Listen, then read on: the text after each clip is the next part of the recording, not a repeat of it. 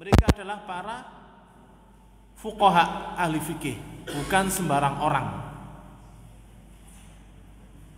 Qala rahimahullah ta'ala, "Tsumma khassat hadhihi sina'atu." Kemudian menurun profesi ini, keahlian bercerita ini menurun. Keahlian menyampaikan kisah ini menurun. Fata'arrada lahal juhal. Sehingga orang-orang bodoh pun ikut serta berkecimpung dalam hal tersebut. Fa ba'uda 'anil huduri indahum al-mumayyizuna minan nas, sehingga menjauh orang-orang istimewa menghadiri dari majelisnya. Wa ta'allaqa bihimul awwam wan nisa, dan tertarik dengan mereka orang-orang awam dan para wanita. Falam yatasyaghalu bil ilm, mereka tidak menyibukkan diri dalam menuntut ilmu. Wa aqbalu 'alal qasasi, dan mereka memulai berkisah, memulai mendongeng. Wa ma yu'jibul jahalah, dan apa yang membuat terkagum-kagum orang bodoh. Wa tanawwa'atil bid'u fi hadzal fan, dan kebid'ahan menjadi bermacam-macam dalam hal ini. Maksudnya adalah bahwa pada generasi pertama, generasi salaf, orang yang memberikan ceramah, orang yang memberikan kisah, menyampaikan mau'idhah, itu adalah para ulama dan ahli fikih. Jadi tidak sembarang orang pandai bicara langsung naik panggung. Tidak. Ini pada zaman salaf. Akan tetapi pada zaman muallif Ibnu Jauzi rahimahullah ta'ala, profesi tersebut menurun, degradasi. Karena apa? Karena ada orang-orang bodoh, tidak punya ilmu, ikut manggung. Sehingga penceramah dan pemberi nasihat mau'idhah dan mengisahkan kisah-kisah terdahulu yang pada asalnya itu atas dasar ilmu, menjadi atas dasar menarik dan pandai bicara. Ini pada zaman mu'alif. Bagaimana dengan sekarang? Seorang penyanyi pun ikut berceramah dan khutbah, pelawak pun ikut serta, dan mereka adalah seumpamanya orang yang tidak pernah sekolah kedokteran membuka praktek klinik, dan mereka adalah orang yang berhak untuk ditahan. Kenapa? Bukan ahlinya. Sehingga kalau bukan ahlinya, dia akan menyampaikan perkara-perkara yang batil, menyampaikan perkara-perkara yang bid'ah, bahkan membela kebatilan dan membela kebid'ahan dengan kepandaian berbicara dan keindahan retorika. Dan ini termasuk talbis iblis. Qala rahimahullah ta'ala, wa qad dzakarna afatihim fi kitabil qussas wal mudzakirin, dan kami telah menyebutkan kebobrokan mereka dalam kitab al-qussas wal mudzakirin. Ini adalah kitab tentang menyebutkan nama-nama orang yang biasa memberikan mau'idhah, yang biasa memberikan ceramah, yang biasa memberikan nasihat di halayak umum. Dan di situ mu'allif rahimahullah ta'ala menyinggung masalah ini. Illa anna nadhkuruha huna jumlatan, hanya saja kita akan menyebut beberapa hal dalam kitab ini. Famin dzalika, dan termasuk hal itu, anna qauman minhum kanu yad'una ahadits at-targhib wa tarhib. Ini termasuk talbis iblis terhadap para penceramah, para dai, bahwa di antara mereka memalsukan hadis, khususnya hadis-hadis yang berkaitan dengan fadhailul a'mal. Ini dipalsukan. Ketika mereka ditegur dalam hal tersebut, mereka mengatakan apa? Walabbasa alaihim iblisu bi annana naqsidu hathan nasi 'alal khair. Iblis itu metalbis mereka sehingga mereka mengatakan ketika ditegur, kenapa kalian menukil riwayat-riwayat yang tidak pernah ada, menukil riwayat-riwayat palsu? Mereka mengatakan, maksud kami adalah untuk mendorong manusia supaya melakukan kebaikan, sehingga mereka berani berdusta, berani membuat hadis palsu. Seperti apa? Seperti kisah percakapan seorang ulama yang mati dengan malaikat mungkar dan nakir. Dari mana mereka tahu cerita tersebut? Dan ini sering terjadi. Mbah fulan, wali fulan ketika meninggal dunia, malaikat mungkar nakir dibantah. Dari mana dia tahu seperti itu? Ini perkara gaib. Itu adalah iftira, kedustaan. Ketika mereka ditegur, tujuan kami itu kebaik. Untuk apa? Mendorong manusia supaya melakukan kebaikan. Subhanallah, perhatikan. Kemudian membuat kisah-kisah yang tidak pernah ada, bahkan menukil hadis, menukil athar yang jelas-jelas maudhu, jelas-jelas palsu. Itu tidak diperdulikan. Dan seperti ini betapa banyak dalam kitab-kitab yang menjadi rujukan dalam ceramah, rujukan dalam nasihat. Di antara kitab-kitab tersebut seperti kitab Dzurratun Nasihin. Antum tahu kitab Dzurratun Nasihin yang diterjemahkan dengan judul Bekal Juru Dakwah. Di dalamnya hadis maudhu, hadis dhaif sangat banyak. Tapi apakah orang-orang yang suka bercerita dalam ceramahnya itu memperdulikan ini sahih, ini maudhu, ini dhaif, ini mungkar? Tidak menghiraukan. Inilah talbis iblis. Maka dari itu, hendaklah seorang yang ingin tampil untuk memberikan nasihat, hendaklah belajar dulu, berilmu dulu sebelum mengucapkan dan beramal. Qala rahimahullahu ta'ala bi anna naqsidu hathan nasi 'alal khairi wa kaffahum wa kaffahum 'anil syarr, dan menghalangi mereka dari keburukan.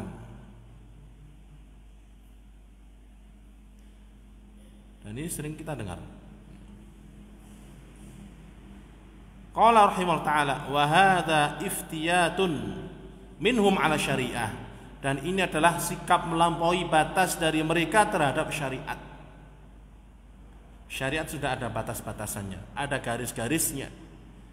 Siapapun yang belajar dan menyampaikan syariat Islam, maka ketahuilah batas-batasnya, jangan sampai melampaui batas. Adapun orang-orang tersebut yang disebutkan oleh muallif, itu mereka telah melampaui batas. Lianna 'indahum 'ala hadzal fi'l naqisatun. Karena sungguhnya menurut mereka terhadap atas perbuatan ini adalah satu kekurangan, tahtaju ila tatimmah, yang membutuhkan penyempurnaan. Tsumma nasu qaulahu sallallahu alaihi wasallam, kemudian mereka melupakan sabda Rasulullah SAW, man kadzaba alayya muta'ammidan falyatabawwa maq'aduhu minan nar. Barang siapa yang berdusta atas namaku, atasku dengan sengaja, maka hendaklah dia menempati kursinya, menempati tempat duduknya di neraka. Perhatikan. Orang yang mengarang cerita kemudian disandarkan ke sahabat, disandarkan ke Rasulullah SAW, disandarkan ke malaikat Jibril, disandarkan ke Allah Subhanahu wa ta'ala nanti di hari kiamat, itu adalah telah memalsukan hadis, telah memalsukan athar dan telah menganggap syariat ini masih kurang, sehingga perlu ditambahi kisah-kisah yang tidak ada sandarannya sama sekali. Dan ini betapa banyak masalah ini, mengarang cerita kemudian disandarkan kejadian antara sahabat fulan dengan sahabat fulan, antara Nabi dengan sahabat, yang mana cerita itu tidak pernah ada, atau dalam perkara gaib seperti kejadian dalam kubur. Dan ini sering terjadi. Ada kiai yang dianggap memiliki kedudukan, ketika meninggal dunia pun dikarang cerita bahwa di alam kubur dia membantah malaikat mungkar dan nakir. Malaikat mungkar dan nakir begitu mau menemui lari. Ini kisah dari mana? Ini semua adalah kisah dusta yang mereka sandarkan kepada hal yang gaib. Padahal perkara yang gaib itu tidak ada ilmunya kecuali melalui wahyu. Orang tidak akan pernah mengetahui perkara gaib kecuali melalui wahyu dari Allah dan dari Rasulullah SAW. Ketika Allah mewahyukan kepada Rasulnya, ketika Rasulullah menceritakan, mengisahkan perkara gaib, disitulah kita mengetahui perkara gaib tersebut. Seperti azab kubur, Rasulullah SAW menceritakan tentang azab kubur, maka kita pun menceritakan sebagaimana yang Rasulullah SAW ceritakan. Dan mereka lupa, padahal orang yang mengarang cerita lalu disandarkan cerita tersebut kepada Rasulullah SAW, maka dia telah punya kursi, punya tempat di neraka. Sebagaimana sabda Nabi SAW, "Man kadzaba alayya muta'ammidan," barang siapa yang berdusta atas namaku dengan sengaja. Berdusta bagaimana? Mengarang cerita, mengarang hadis, kemudian disandarkan kepada Rasulullah SAW. Ini adalah kisah dari Rasulullah. Ini adalah kisah dari sahabat bersama Rasulullah. Falyatabawa maq'adahu minan nar, maka hendaklah dia menempati tempat duduknya di neraka. Qala rahimahullah ta'ala, wa min dzalika, dan termasuk hal itu yaitu talbisnya iblis terhadap mereka, annahum talammahu ma yuz'ijun nufus, bahwasanya mereka mempoles sesuatu yang membuat jiwa ini terenyuh, wa yutribul qulub, dan membuat hati ini tersentuh, fanawwa'u fihil kalam, sehingga mereka membuat perkataan yang bermacam-macam. Fatarahum yunshiduna al-ash'ara, kalian melihat mereka menyenandungkan syair-syair ar-ra'iqah, yang menyentuh, al-ghazaliyah, yang penuh dengan syahwat, fil ishq, dalam kerinduan. Walabbasa alaihim iblis, dan iblis mentalbis mereka, bi annana naqsidu al-isyarah ila mahabbatillahi azza wa jalla, bahwasanya kami bermaksud memberikan isyarat kepada cinta kepada Allah Subhanahu wa taala. Maksudnya apa? Di antara para penceramah yang tidak memiliki dasar ilmu, mereka ketika berbicara dibikin-bikin nadanya sedih, dibikin-bikin nadanya meningkat, dibikin-bikin nadanya turun, sehingga orang yang mendengar terenyuh. Orang yang mendengar hatinya tergerak. Tergeraknya bukan karena ilmu yang terkandung di dalamnya, akan tetapi karena suara dan nada yang naik turun. Seperti halnya apa? Seperti halnya orang yang ada di karaoke atau di bawah panggung nyanyian. Bagaimana mereka bergoyang-goyang, karena apa? Karena suara yang didengar, bukan karena isinya.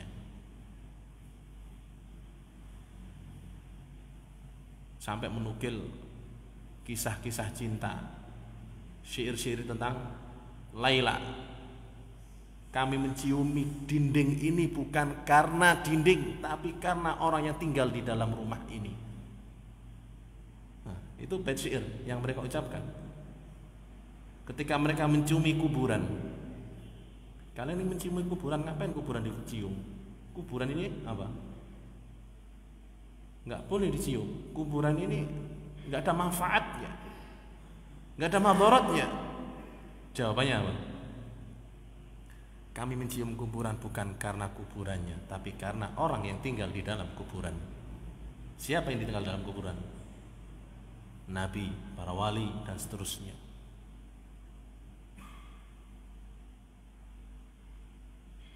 Ini seperti senandung yang diucapkan oleh Majnunu Laila. Majnunu Laila menyenandungkan apa? Syair yang isinya dia mengelilingi rumah Laila kekasihnya. Dia memuja-muja rumahnya, mencium rumahnya, bukan senang dengan rumahnya, akan tapi senang dengan yang tinggal di dalam rumah tersebut.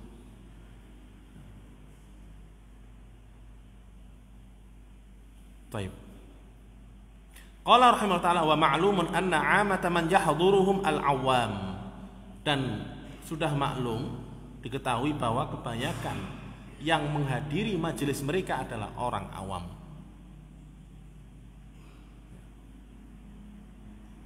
Para penceramah yang tidak belajar ilmu, rata-rata yang hadir adalah orang awam. Karena apa?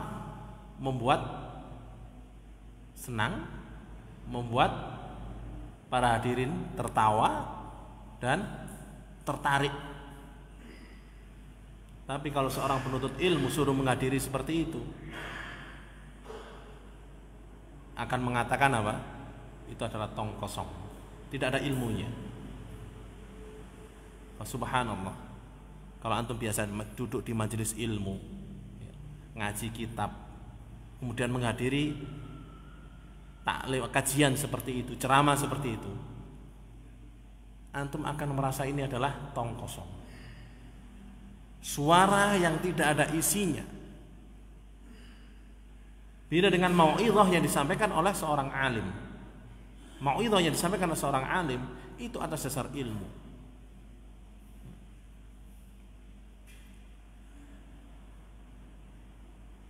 Wa ma'lumun anna 'amata man yahduruhum al-awwam alladzina bawatinuhum mashhunatun bihubbil hawa fayadhillul qasu wa yudhill. Dan diketahui bahwa kebanyakan yang hadir di majelis mereka adalah orang-orang awam yang kebanyakan hatinya itu penuh dengan hawa nafsu. Sehingga tukang ceramah tersebut menyesatkan, sesat dan menyesatkan. Ini termasuk talbis iblis, yaitu ikut tampil sebagai mubaligh padahal dia tidak pernah belajar ilmu. Ditanya gurunya siapa? Gurunya Mbah Gogel. Dari mana dia belajar ilmu? Autodidak. Ya akhi, ilmu agama itu tidak bisa dipelajari dengan autodidak. Ilmu agama itu bitalaqi, dengan memperoleh dari guru ke murid, dari ustadz ke santri, dari syekh ke tilmid. Makanya ulama salaf, mereka saling membanggakan ketika mereka memiliki guru yang sangat banyak. Berapa orang gurumu? Kamu mengguru kepada berapa orang? Oh, guru saya ratusan. Saya hadir ke menuntut ilmu nahwu di Syekh Fulan, menuntut ilmu fikih di Syekh Fulan, menuntut ilmu hadis di Syekh Fulan. Sangat banyak. Dan mereka bangga. Tapi sekarang tidak diketahui dia belajar di mana. Ya. Sampai dijuluki dengan apa? Dengan Ustadz Gram. Tahu antum Ustadz Gram? Ya. Tahu ya Ustadz Gram? Kalau istilahnya orang-orang fusak selebgram. Sekarang Ustadz Gram. Tidak tahu belajar di mana. menuntut ilmu di mana, tiba-tiba muncul ikut tampil sebagai mubaligh, sebagai penceramah. Allah musta'an. Qala rahimahullah ta'ala wa min dzalika, dan termasuk hal itu yaitu talbisnya iblis, man yudhiru minat tawajudi wat takhashu'i ziyadatan ala ma fi qalbihi. Orang yang menampakkan tawajud, yaitu wat takhashu', tawajud, takhashu', kekhusyuan, keseriusan sebagai tambahan terhadap apa yang ada dalam hatinya. Wa kasratul jam'i tujibu ziyadatan tu'mal fatasmahu an-nafsu bi fadli buka'in wa khusyu'. Faman kana minhum kadhiban qad khasira al-akhirah wa man kana shadiqan lam yaslam sidquhu min riya'in yukhalituhu. Bahwa sebagian mereka itu berpura-pura atau menambah-nambahi kekhusyuan, menambah-nambahi keseriusan, menambah-nambahi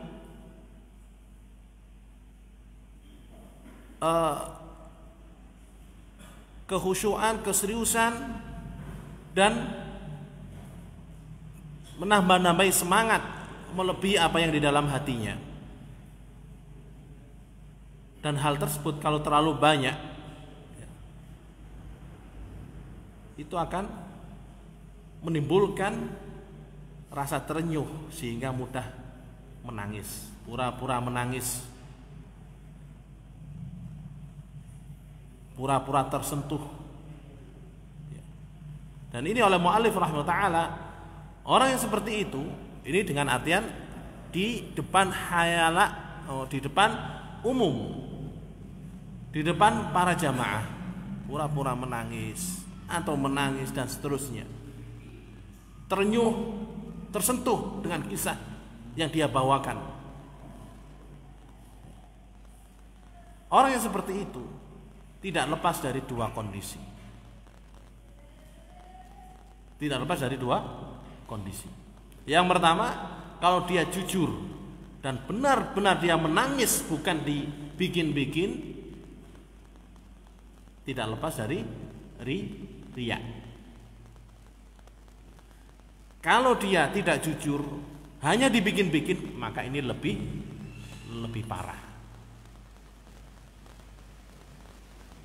Dan ini bisa kita lihat sebagian mereka ketika berceramah tersentuh, menangis, mengalirkan air mata dengan nada sedih, dengan nada dan seterusnya. Padahal ilmu ketika disampaikan, itu disampaikan dengan serius, disampaikan dengan sungguh-sungguh, tidak bercandaan ataupun dengan tangisan. Ulama salaf, mereka ketika menyampaikan ilmu tidak ada yang namanya dibikin-bikin, terenyuh, menangis dan seterusnya. Mereka menyampaikan ilmu dengan tegas dan serius. Ya. Taib. Dan ini termasuk talbisnya iblis. Qala rahimahullah ta'ala, wa minhum, dan di antara mereka, man yataharraku al-harakatil lati yuqi'u biha ala qiraatil alhan. Dan di antara mereka, ya, ini contoh-contoh tadi, yang pura-pura khusyuk, yang pura-pura tersentuh dengan apa yang dia sampaikan, pura-pura tersentuh dengan doa yang dia panjatkan, ya. Atau memang dia tersentuh tapi tidak lepas dari riya. Di antara mereka melakukan gerakan-gerakan di bibirnya atau di badannya, sehingga ketika membaca, dia membacanya penuh dengan lahan.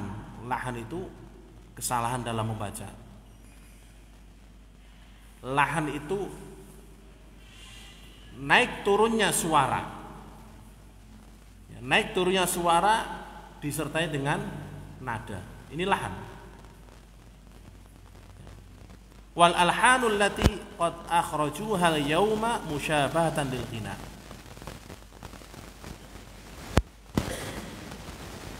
Jadi nada yang mereka atau suara yang mereka keluarkan, mereka model senandung. Di model apa? Senandung. Sehingga menyerupai nyanyian. Fahiya ila tahrimi aqrabu minha ilal karahah.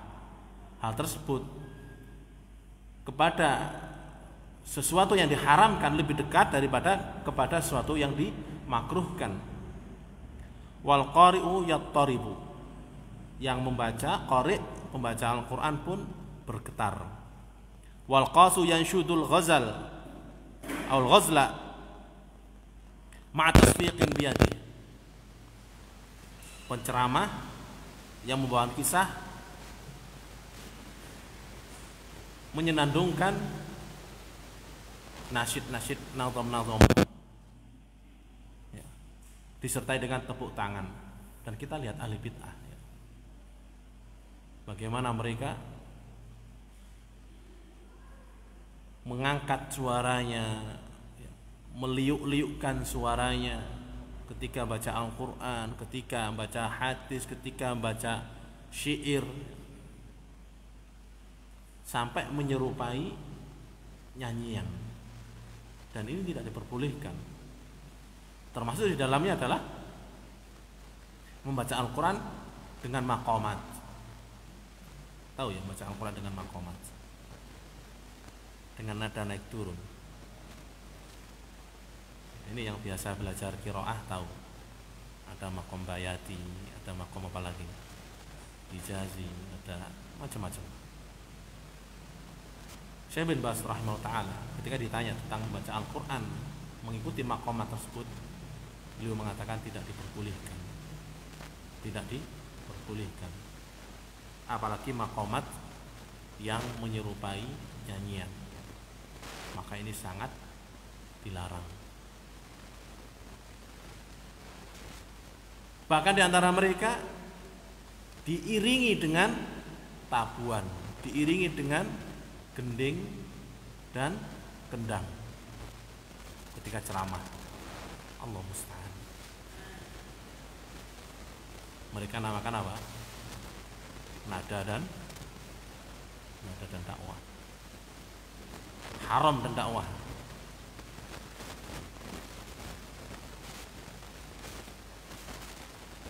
Dan para ulama menyatakan haramnya alat-alat musik, alat-alat yang membuat orang bergoyang.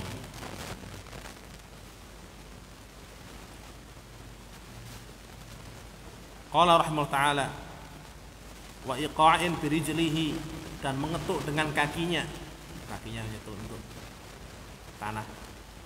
Fatushbihus sukra, mereka menyerupai orang yang sedang mabuk. Wa yujibu dzalika tahrikat tiba', dan hal tersebut menyebabkan tabiatnya ini bergerak.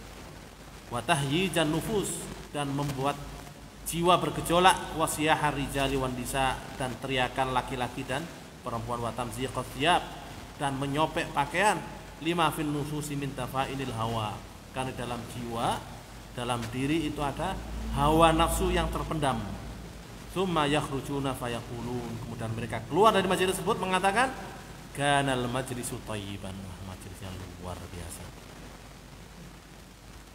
Wa yushiruna bit thayyibati ila ma la yajuz, dan mereka mensyaratkan dengan sesuatu yang luar biasa, sesuatu yang baik adalah sesuatu yang diharamkan. Bahkan di masjid-masjid baca sholawat diiringi dengan tabuan, diiringi dengan musik, diiringi dengan kendang. Itu di masjid. Subhanallah. Ini adalah talbis iblis. Oh, ini nggak apa-apa, ini sholawatan. Ya akhi, sholawatan itu nggak ada. Rasulullah SAW sholawatan itu disertai dengan tabuan. Nggak ada sholawatan disertai dengan kendang. Itu menyampur adukkan antara al-haq dengan al-batil. Pada asalnya alat-alat musik itu diharamkan. Sebagaimana dalam firman Allah Subhanahu wa taala, "Wa minan nasi man yashtari lahwal hadits." Di antara manusia ada orang yang membeli lahwal hadits, permainan baru. Tafsirnya salah satunya adalah alatul lahwi, yaitu alat-alat musik. Kemudian dalam hadis Rasulullah SAW yang diriwayatkan oleh Imam Bukhari menceritakan bahwa di akhir zaman akan ada umatku yang menghalalkan khamr, menghalalkan zina, menghalalkan sutra bagi laki-laki, menghalalkan ma'azif, alat-alat musik. Kalau dikatakan dia menghalalkan musik, ini artinya sebelumnya apa hukumnya? Haram. Subhanallah. Iblis mentalbis mereka. Tinggal sholat saja yang tidak diiringi dengan tabuhan. Tinggal sholat, sholawatan diiringi dengan apa? Tabuhan dan musik, dan ini betapa banyaknya. Hatta orang fasik pun ikut-ikutan.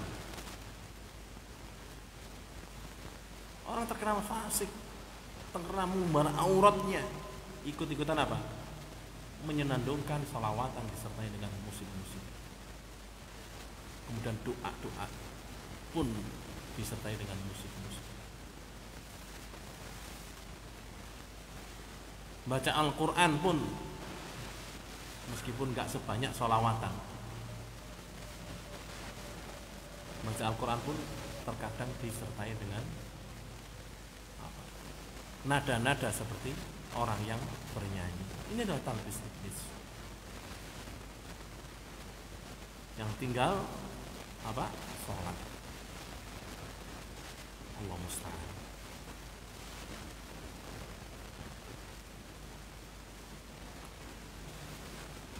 Qala rahimahullah ta'ala wa minhum, dan di antara mereka man yajri fi mithli tilkal halah allati syarahnaha. Di antara mereka yang berjalan dalam kondisi tersebut seperti yang kami jelaskan, lakinnahu yunshidu asy'aran nauhi 'alal mauta. Akan tetapi dia menyenandungkan syair-syair ratapan terhadap orang yang mati. Wa yasifu ma yajri lahu minal bala, dan menyebutkan apa yang menimpa mereka dari ujian, dari musibah, dari bala. Wa yadhkurul ghurbah, dan menceritakan tentang keterasingan. Waman mata ghoriban, dan orang yang mati di tempat yang asing, tidak ada yang memperdulikan.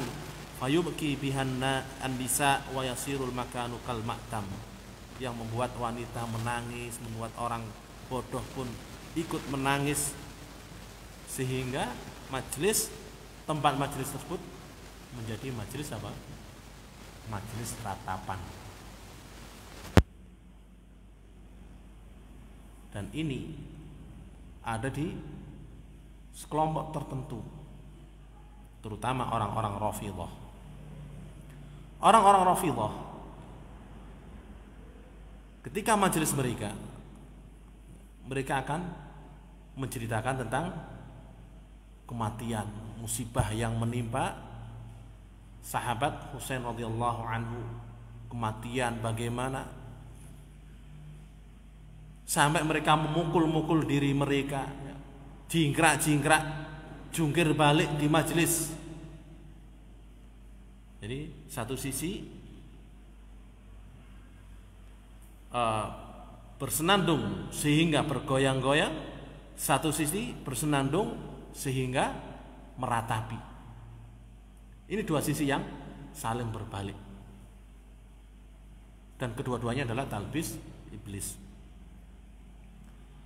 Qala rahimahullah ta'ala wa innama yanbaghi an yadhkural as-sabra ala faqdil ahbab. Yang seharusnya itu menyebutkan tentang kesabaran ketika kehilangan orang terdekat yang dicintai. La ma yujibul jaza', bukan sesuatu yang menyebabkan orang itu meratapi, tidak sabar. Wa minhum man yatakallama fi taqa'iqiz zuhud. Di antara mereka apa ini? Masuk Isya. Di antara mereka berbicara tentang detail masalah zuhud, belajar masalah zuhud, cerita masalah zuhud, ya. Orang-orang yang memiliki sifat zuhud, padahal nggak tahu apa zuhud. Kemudian menceritakan tentang mahabbatul haqqi subhanahu, mencintai Allah Ta'ala subhanahu wa ta'ala.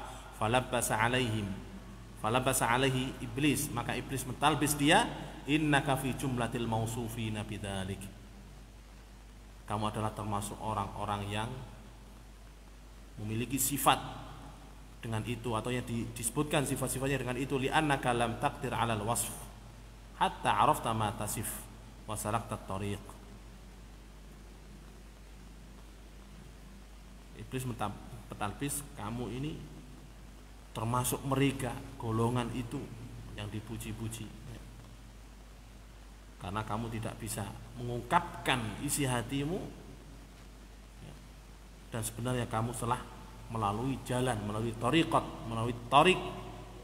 Wa kashu hadza tablis annal wasfa ilmun wasluku ghairul ilmi. Dan menyingkap talbis ini bahwa penyebutan sifat, ciri khas itu butuh ilmu, sedangkan berjalan, meniti jalan, beramal itu di luar ilmu. Jadi ilmu dulu. Maksudnya apa? Maksudnya gini, sebagian mereka itu bercerita tentang, membicarakan tentang zuhud, tentang warok itu apa, zuhud, orang itu harus zuhud. Padahal hakikat zuhud itu tidak diketahui kecuali orang yang tahu tentang halal dan haram. Dan orang yang tahu tentang halal dan haram adalah orang yang belajar apa? Belajar fikih. Kitabul muamalah, kitabul buyu'. Orang kalau belajar kitabul buyu', kitabul muamalah, dia akan tahu tentang halal dan haram. Dan orang yang tahu halal dan haram, dia adalah orang yang paling tahu tentang wara' dan tentang zuhud.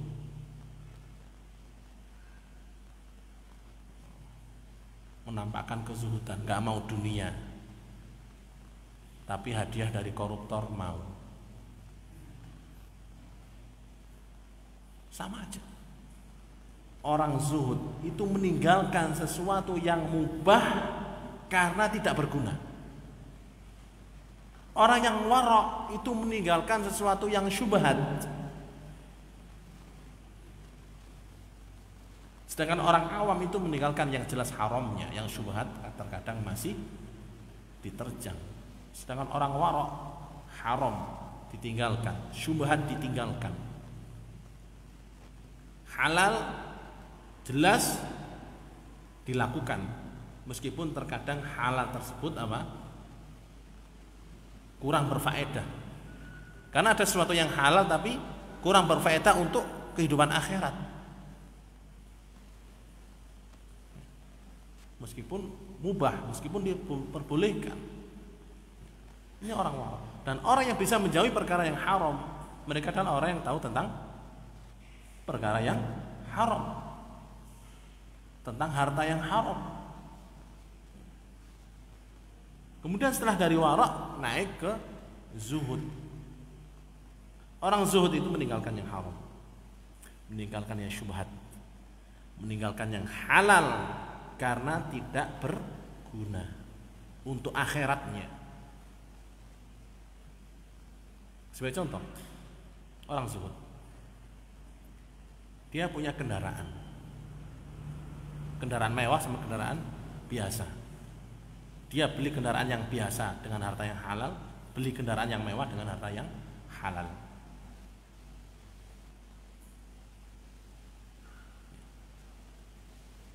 Boleh nggak melakukan hal tersebut? Boleh. Tapi orang zuhud akan melihat kendaraan ini berguna nggak untuk akhiratku. Ketika kendaraan ini nggak berguna untuk akhirnya, dia tidak akan beli. Dia tidak akan beli. Ini orang zuhud, meninggalkan sesuatu yang halal karena tidak berguna untuk akhiratnya. Sedangkan mereka yang menampakkan diri zuhud, nggak mau dunia, ya, nggak melirik dunia, ya, tapi mereka nggak tahu halal yang dan haram. Mereka adalah zuhudnya apa? Zuhud yang diselimuti oleh iblis.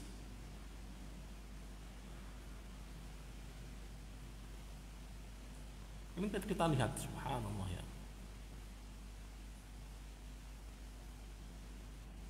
Dia zuhud, tapi begitu nemu barang di jalan, apa? Diambil dan dimiliki sendiri. Padahal barang temuan hukumnya apa? Hukumnya milik orang yang kehilangan, nggak boleh dimiliki tanpa izin dari syar'i. Bahkan melakukan perdagangan jual beli yang bukan miliknya, melakukan riba, menerima hadiah dari orang-orang zalim. Subhanallah. Taib. Teman-teman yang dirahmati oleh Allah Subhanahu wa taala, karena sudah masuk waktu sholat,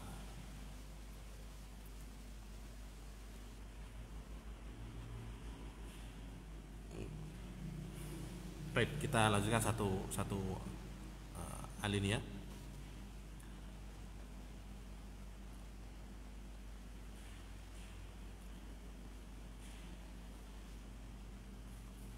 Wa tamziqat thiyab, merobek-robek pakaian, lima fin nufusi min tafa'inil hawa. Tsumma yakhrujuna fayaquluna kana al-majlis thayyiban wa yushiruna bit thayyiba ila ma la yajuz.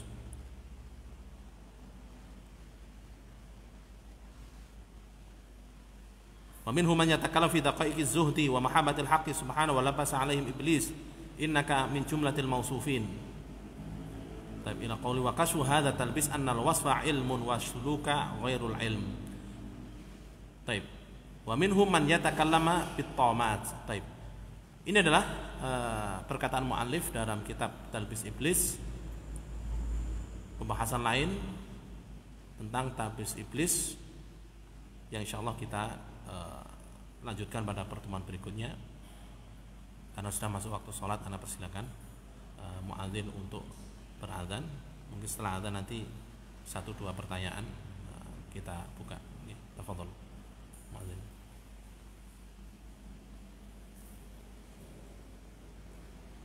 Allah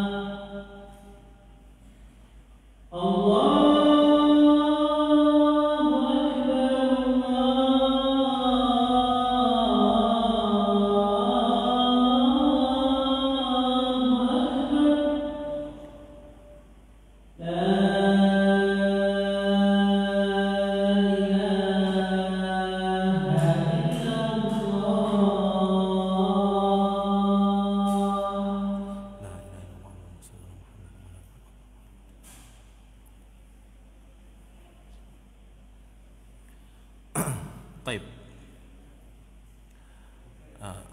Untuk selanjutnya mungkin kita buka pertanyaan satu atau dua pertanyaan dari teman-teman yang ingin bertanya tentang apa yang kita kaji tadi. Ya, tafadhol.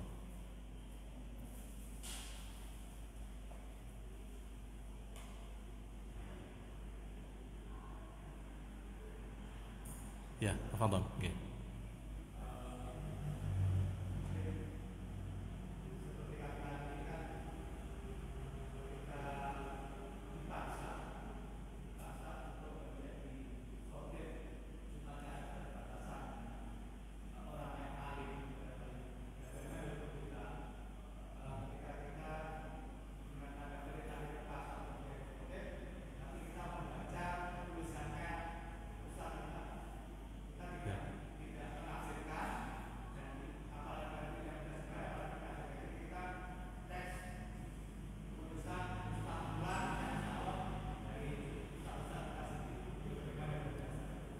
Baik. Bismillah. Itu mengenai khotib. Terkadang sebagian teman-teman, sebagian ikhwan terpaksa dia marbot di masjid tersebut, qadarullah khotibnya nggak datang, sehingga mau nggak mau yang biasa marbot harus jadi khotib, atau ikhwan yang tinggal di situ mau nggak mau jadi khotib, atau dipaksa untuk menjadi khotib oleh jamaah. Sebentar.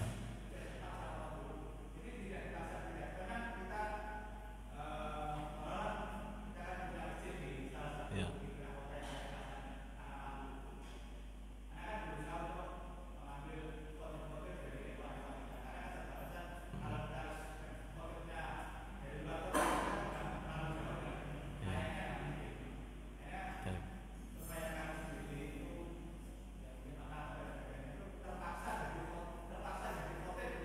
Ya. Ya. Ya. Baik. Ya, jadi Anda paham. Jadi kasusnya ada yang terpaksa jadi khotib. Alasannya macam-macam. Karena memang yang jadwal khutbah itu nggak hadir, atau memang ustadz-ustadznya di daerah situ nggak ada, sehingga mencari ikhwan-ikhwan yang ada di sekitar situ. Tapi mengenai hal ini, teman-teman yang dirahmati Allah Subhanahu wa taala, jadi maka hendaklah minimal dia belajar tentang tata cara khutbah Jum'ah serta adab-adabnya. Karena khutbah Jum'ah itu ada syarat-syaratnya, ada rukun-rukunnya, ada adab-adabnya. Maka hendaklah dipelajari syarat-syarat, rukun-rukun serta adab-adab berkhutbah sebelum naik mimbar. Mungkin membaca kitab tentang adab-adab khutbah Jum'ah atau syarat-syarat dan rukun-rukun khutbah Jum'ah,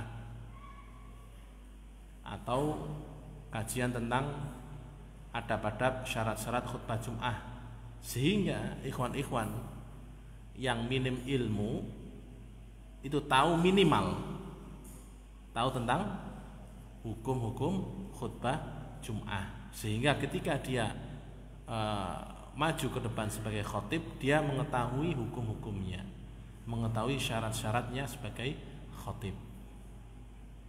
Karena khutbah Jum'ah ini berbeda dengan ceramah atau dengan kajian di luar khutbah. Karena khutbah Jum'ah ini adalah tidak hanya sekedar nasihat dan mau'izah, tapi juga ibadah. Juga apa? Ibadah. Maka ini harus diperhatikan syarat-syarat, rukun-rukunnya, kesesuaian dengan sunnah. Ya. Kemudian bagi ikhwan yang sudah mengetahui tentang adab-adab berkhutbah, maka hendaklah tidak menyampaikan khutbah kecuali ada landasannya. Tidak menyampaikan khutbah kecuali ada landasannya. Entah itu dari khutbahnya ulama-ulama yang kita percaya, atau tulisan khutbah dari ustadz-ustadz yang kita percaya. Dan paling aman ketika khutbah ya, itu adalah dengan membaca yang sudah ditulis. Apa hukumnya khutbah dengan membaca? Boleh. Dan itu lebih selamat. Kecuali kalau sudah ahli dalam menyampaikan dalil-dalilnya, sudah menghafal, cara menyampaikan, menempatkan dalil-dalilnya sudah tahu, maka ini tanpa teks nggak masalah. Tapi kalau masih minimal tahu adab-adab khutbah Jum'ah dan juga materi yang dia sampaikan ada dasar rujukannya. Wallahu ta'ala alam.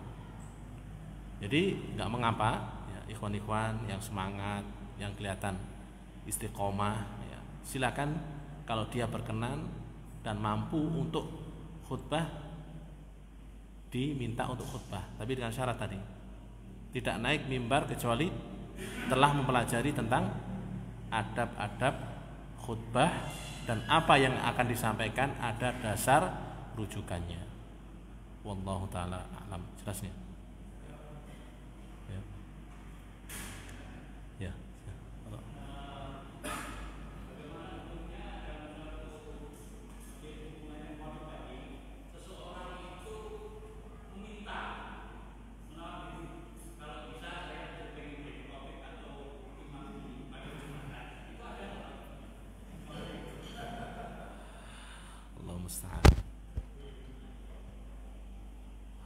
Meminta dijadikan imam, meminta dijadikan khatib ya.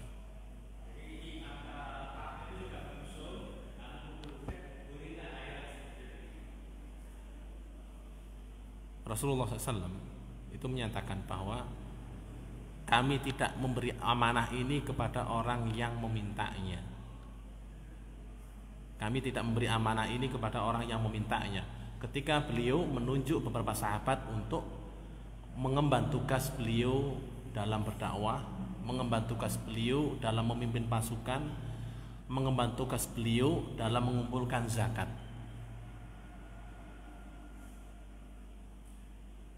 Kemudian ada sebagian sahabat yang meminta, "Ya Rasulullah, ala tasta'miluna?"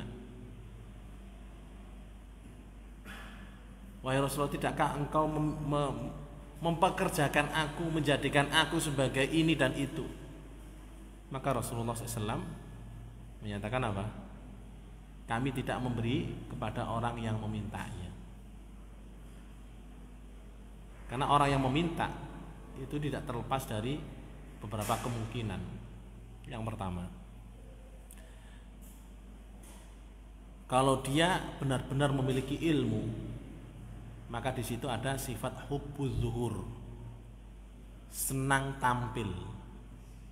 Dan sifat senang tampil ini sifat tercela.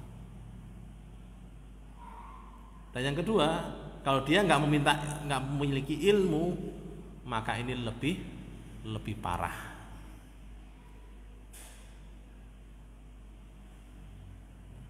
Maka kalau ingin memberikan tugas sebagai imam atau sebagai khatib, minimal melihat kondisinya. Kalau sudah tahu kondisinya, belajarnya, keistiqomahannya, keilmuannya, atau ada rekomendasi dari ustadz atau dari yang lainnya yang lebih tahu, rekomendasikan. Tidak langsung serta-merta minta langsung dikasih, tidak. Wallahu ta'ala a'lam. Baik, mungkin sekiranya kita cukupkan sampai di sini. Nas'alullah ta'ala bismil husna wa sifatil ulya an yuwaffiqana lima yuhibbu wa yardah. Allahumma waffiqna lil ilmin nafi'i wal amalis salihi fa innaka ala kulli syai'in qadir. Wa sallallahu ala nabiyyina Muhammad wa ala alihi wa sahbihi wa sallam. Wa akhiru ta'wana alhamdulillahi rabbil alamin. Wassalamualaikum warahmatullahi wabarakatuh.